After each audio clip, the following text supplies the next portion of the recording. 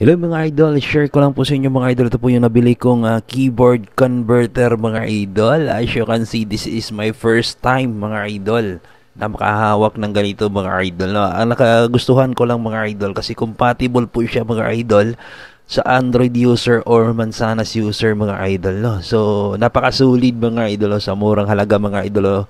Meron na po akong gaming keyboard mga idol. No? Actually mga idol, ano po yung mga idol, hindi pa po ako masyadong marunong talaga mga idol, kumbaga hindi pa ako sanay o naninibago po ako mga idol. Samahan nyo pala ako mga idol mag-unbox mga idol para makita nyo ang laman sa isang box mga idol. So as you can see mga idol, wala po siyang bubble wrap pero yun na nga, goods naman din ng item na dumating sa akin idol, no. Napakarami pala niya compatible mga idol na games mga idol, no. So ito po siya mga idol, makikita nyo po sa harap mga idol, no. Nakikita nyo. So napakarami mga idol, pwede PUBG, yun lang po ang alam ko idol eh.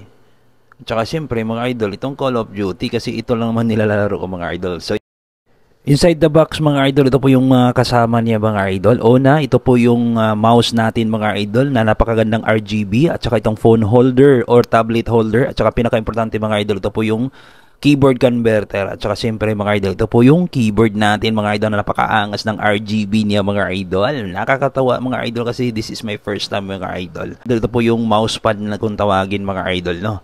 So yun na nga mga idol, napakaangas mga idol, kaya kung gusto nyo, click the yellow basket.